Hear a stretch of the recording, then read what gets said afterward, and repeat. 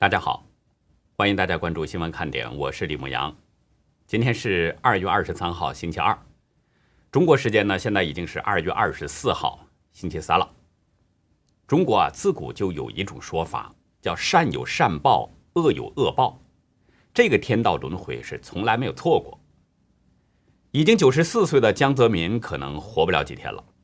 他的家人恐惧感正在上升。有多位知情人向《华尔街日报》透露说，前中共党魁江泽民的孙子江志成创立的这个博裕资本部分公司业务，从2019年开始正在陆续从香港的总部转移到新加坡。知情人还透露，公司的2名联合创办人也已经移居到了新加坡。其中呢，博裕资本的联合创始人童小萌在近期已经得到了新加坡的永久居留权，在当地一家同样叫做博裕的基金管理公司担任首席执行官。知情人还表示，童小萌是在去年底得到的新加坡永久居留权，他是通过新加坡经济发展局全球商业投资计划达到的身份。这个计划要求符合条件的外国人可以至少在新加坡投资250万新加坡元，大约也就是190万美元，然后创办一家新的公司，这样就可以得到永久居留权。另外，知情人还透露，博裕资本的联合创办人兼 CEO 张子欣也已经移民新加坡了。公司的公告显示，张子欣和童小萌是拥有香港永久居留权的中国公民。另外，张子欣还持有新加坡的工作签证。其中一位知情人还表示说，博裕资本也正在把香港的部分业务转移到上海的分公司。这位知情人还说，江志成现在大部分时间都在上海，他以前的大部分时间都是在香港。知情人透露的这些消息至少在传递2个信息，一个是老江可能真的濒临死亡了，另一个就是中国的内斗在加剧，已经让江家感到威胁的逼近。知情人说，江志成以前大部分时间都是在香港，而现在大部分时间都是留在上海陪伴家人，这是一个明显的变化。这意味着什么呢？我昨天还在说，在中国做大生意没有中共做靠山根本就不可能赚钱，甚至连维持生存都困难。没有人怀疑这个博裕资本就是靠着老江的影响力才做起来的，但尽管如此江志成也得多多少少去打理一下。倒不是说这个江志成他去做什么业务，没有人相信他去会做什么正式的业务。他打理的应该就是摆平各方面的关系，联络中共官员，特别是跟他爷爷有关系的官员。即便是吃吃喝喝，那也是需要一些时间的嘛。这些联络中共官员的事情，像张子欣和童小萌都替代不了江志成。那么江志成现在离开香港，大部分时间留在上海，背后一定是有原因的。是不是老江的情况不妙呢？大家知道，中国有着几千年的传统，虽然各个地区都有不同的习惯，但有一点几乎是相同的，就是谁家老人在弥留之际，家里人都会通知在外的儿孙们，催促他们尽量的往回赶，力争是在老人咽气之前看老人最后一眼。江泽民已经94岁了，已经是灯枯油尽没几天了，而江志成是江泽民的长孙，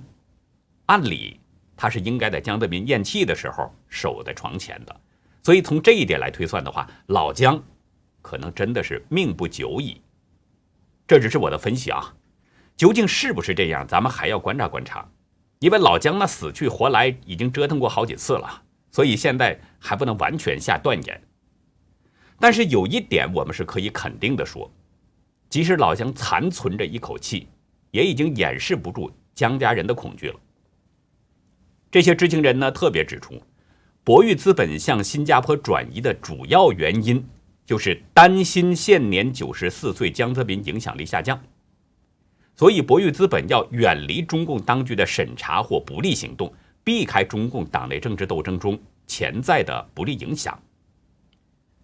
知情人把原因说的还是比较柔和，说是要避开中共内斗的不利影响。其实说白了就是，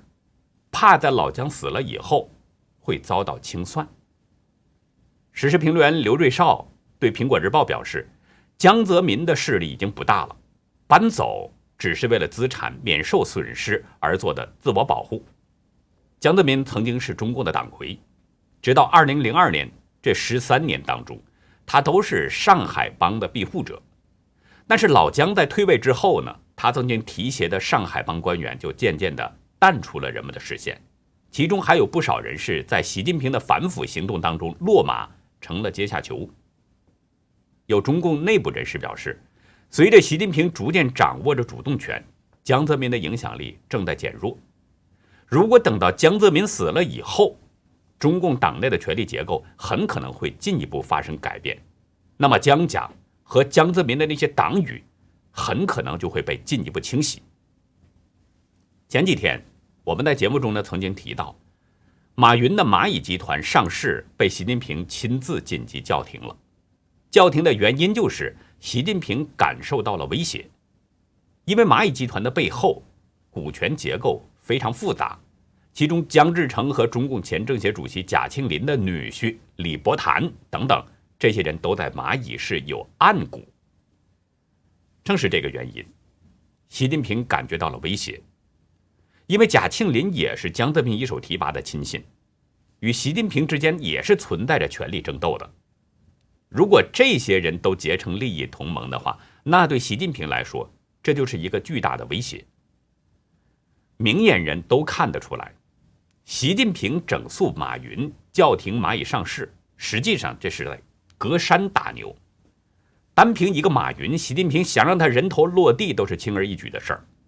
他真正要打击的是马云背后的势力，也就是江泽民集团。江泽民现在还没死，习近平呢应该说是或多或少还有那么一点顾忌，或者说给江泽民再留着那么一点点的薄面。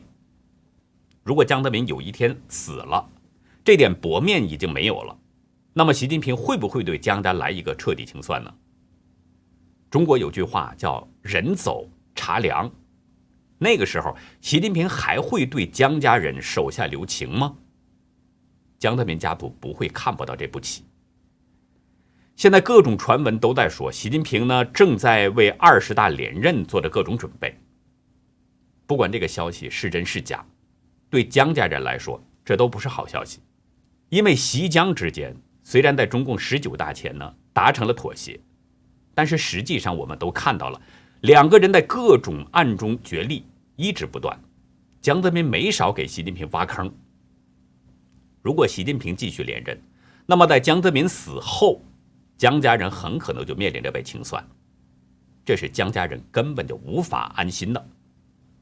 中共各方呢正在紧锣密鼓地筹备着20大，这个时间越近，江家人的这个恐惧也就越重。其实中共内斗不管哪一方输赢，对中国的百姓来说都不是好事儿。中国的百姓永远都是牺牲品。今天早上，中南海旁边发生了爆炸。大陆媒体报道说呢，巨大的冲击波是伤及到3个人，其中有2位是路过的群众。北京西城区的官方微博发布说，今天上午8点15分，位于西荣县胡同站1号出口附近的北京德丰餐厅屋内发生爆燃。消息说呢，现场已经得到有效控制，但正在施救当中。通篇的微博消息还不到50个字，有网民说字儿越少事儿越大。据大陆媒体新京报消息，有周边的居民表示呢，说早上听到一声巨响，出门查看情况，发现了德丰餐厅已经坍塌，废墟中冒出黑烟，但没有看见明火。餐厅外的马路边呢停着一辆银色的轿车，车窗玻璃几乎全部震碎，车内的司机受了伤。事发当时呢，说还有2位路过的群众被冲击波给冲击到了。随后急救车到达了现场，把这3名受伤人员送往医院。另外一位附近的居民表示，德丰餐厅平常并不供应早点，所以事发的时候呢还没到营业时间。这位居民还透露，他前不久刚从餐厅员工那里得知，当地主管部门呢，从安全角度考虑，不允许餐厅的员工在餐厅内居住，所以员工们平时并不住在餐厅里面。事发不久，网络上传出了现场视频，从视频中看上去，爆炸地点是满地狼藉，显示爆炸的威力应该不会太小，这也符合附近居民所说的听到的巨响声。爆炸是导致住宅垮塌，但旁边的房屋并没有受到什么太大的影响。有网友表示，在北京能住四合院的一般是非富即贵，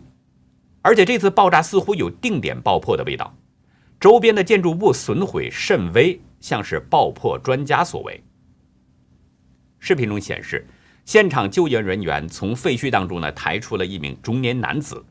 伤者是血肉模糊，看衣着像是官方制服。视频的拍摄者还表示说又找着一个人，还边拍边表示已经找到2个人了，但是生死情况不明。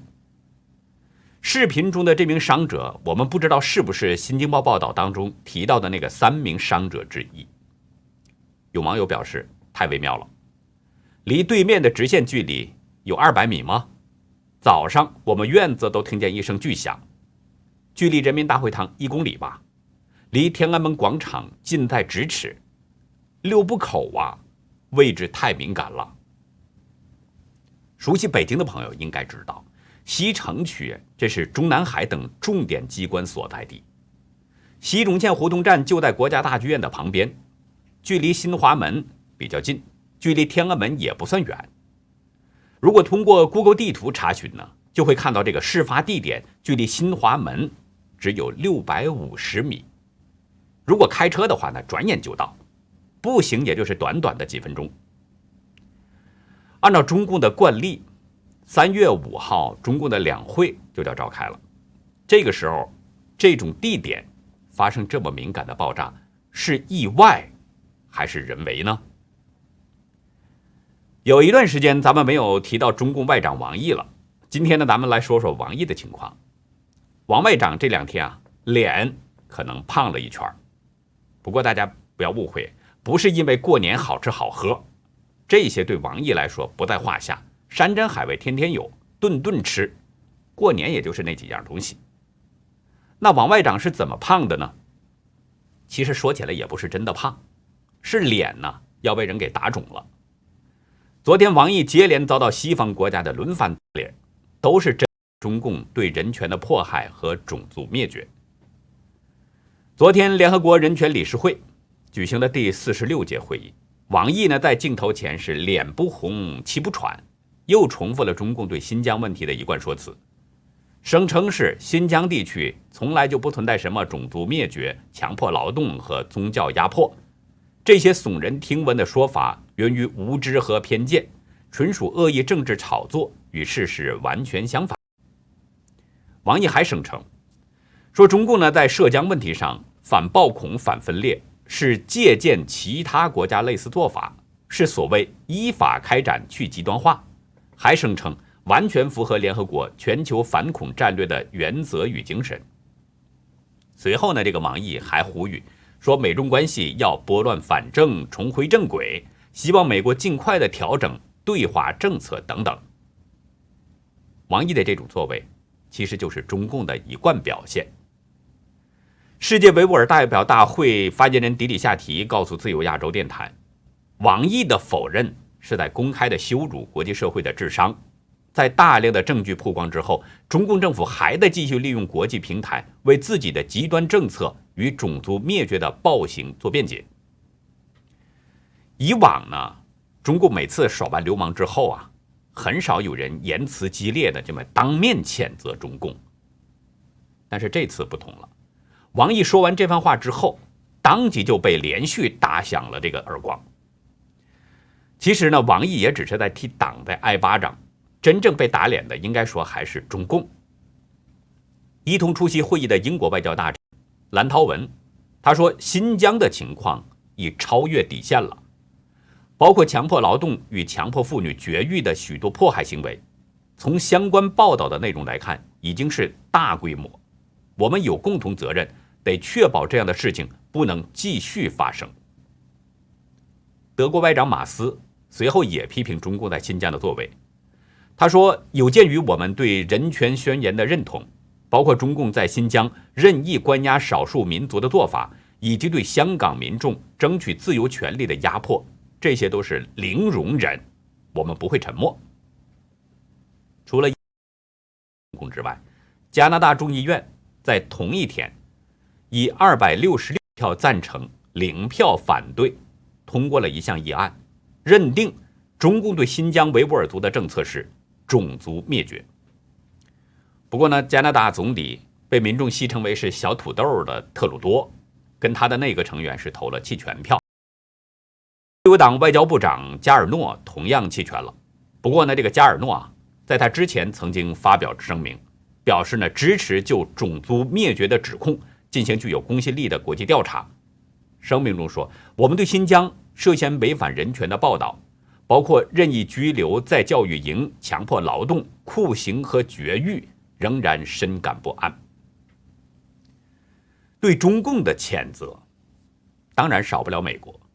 针对王毅的说法，美国是连续做出2次重的回击，一个是美国国务院的发言人，另一个是众议院的议长。国务院发言人普莱斯在记者会上表示，王毅的谈话显示了北京一贯逃避责任的做法。他说，中共一直以来逃避各界对他们的批评，包括他们掠夺性的经济做法、缺乏透明度、不履行签署的国际协议以及迫害人权的行为。众议长佩洛西在昨天发表了一份声明，他表示，美国国会长期以团结一致的立场，要求中共政府对其迫害人权与虐待的行为负责，其中受到中共迫害的包括维吾尔人、西人、人权运动者，还有弱势群体以及现在的香港人。声明强调，美国必须确保这些人知道他们没有被遗忘。佩洛西还说，中共政府必须知道，全世界都在关注他们扼杀人权的行为，美国必须把所有的选项都放在台面上，要求中共承担责任。他说，如果我们因为商业利益而不会对中共的人权发声，当我们在世界任何其他地方为人权发声的时候，我们会失去道德权威。接下来呢，再给大家讲一个暖心的故事。大家都知道了，美国前几天遭遇了一场暴风雪，其中德克萨斯州的灾情最严重，成千上万的居民面临着断水断电这样的情况。突如其来的暴风雪，很多人没有任何准备，所以呢，只好是冒着雪灾外出去购物，采购一些生活必需品，以维持生活。16号下午，60岁的蒂姆·薛尼施呢和妻子一起去了利安德的 HEB 超市购物。正在2位老人选购商品的时候，超市突然停电了，这个灯光熄灭了，超市里的光线一下就暗了下来。薛尼施夫妇看到这种情况呢，马上就加快了选购的速度，他们连忙从货架上取走一些牛奶啊、能量棒啊，还有其他的食物，准备到超市关门前呢能够成功结算。大约过了15分钟左右，超市的职员呢这个时候开始通知顾客到收银处准备离开，他们要清场了。薛尼施夫妇马上就走向这个收银台，可是这时候他们看到前面已经排了长长的队伍，至少有10辆满满的购物车。薛尼施回忆，在他们后面还有大量的顾客，估计呢超市当时他说大约有几百人。起初队伍的移动是非常的缓慢，但是过了20分钟左右，速度突然加快了。他们都以为呢是超市加派了人手，可是当薛尼施夫妇走进这个收银台的时候，看到收银台指示，收银员问他们说，你们的货品当中有没有酒类？在听到薛尼施回答说没有之后，这个收银员就对他们说，我们没有办法帮你们把物品一一的装入口袋，请继续往前走吧。这对老夫妇没明白就问收银员说，我们应该向谁付钱呢？我们要付200美元左右。收银员只是挥挥手说，向前走吧，驾车回家时小心点儿，示意轩尼诗夫妇不用付钱。这个时候，轩尼诗注意到其他那些收银员也在这么做，大部分的店员都只是站在门口送别顾客。轩尼诗回忆的时候仍然掩饰不住惊讶，他说：“这令我们他们让我们这样走出门口，他们本来是可以让我们空手离开的。”轩尼诗感动的是热泪盈眶，他的妻子更是哭了起来。轩尼诗坦言，没有办法相信超市会这么慷慨，超市完全可以在停电之后马上要求我们所有人两手空空的离开，但他们还是继续让大家再购物10到15分钟，而且$1也不用付。轩尼诗事后决定，把当天本来应该付的钱呢，都捐出去，捐给超市资助的慈善团体，让这种好事惠及更多的人。当天其他的顾客也都非常感动。有一位叫拉斯克的顾客回忆，他在超市停电以后呢，曾经很担心，说不能买到物品了。可是幸好最后他仍然能带走肉类、通心粉、牛奶和芝士等必需品。他说：“我想他们都明白大家有多忧心。”轩尼诗还透露，当天呢，那些顾客们都是互相帮助。例如有一位老年妇女，她的汽车呢是陷在了雪中，然后人们就一起上前都协助推车，也有顾客在帮着其他人拿货物上车。轩尼诗说，这就是我认识到的美国。无论我们在新闻看到多么负面的事，美国人都是那么的善良、慷慨和关怀别人。同时呢，他也向 HEB 超市致敬，说我们永不会忘记你做过的事。轩尼诗说，当时超市里面呢有几百人，而超市让所有这些人都是白白的带走了选购的商品。我不知道大家，特别是中国大陆的朋友们，听到这个故事会是什么样的感受？我呢，曾经在大陆生活过几十年，从来没有遇到过这种事儿，也没有听说过。其实啊，这种人性中的美好呢，中国很多老人并不陌生，因为中国自古就有人之初性本善这样的说法。但是呢，在中共统治中国之后，中共不断地向人们灌输金钱万能、金钱至上这种拜金思想，已经掩盖了人性当中闪光的东西。刚才这个故事呢，很多人看了都觉得很暖心，因为它让人看到了人性中的美好，看到了人与人之间的那种善良与真诚。而这种人性中美好的东西一旦出现，它就会影响并且带动周围很多的人。如果观众朋友您也喜欢这种人性中的美好呢，也希望生活当中有更多的人性闪光点，那就让我们一起来唤醒心中被尘封已久的记忆，散发出我们先天具有的善，去感染周围的每一个人吧。那好，以上就是我们今天节目的内容。如果您喜欢新闻看点呢，请别忘记点赞、订阅，并且尽可能的帮我们把这个频道给转发出去。真相对每一个人都是非常重要的。那好，感谢您的收看，再会。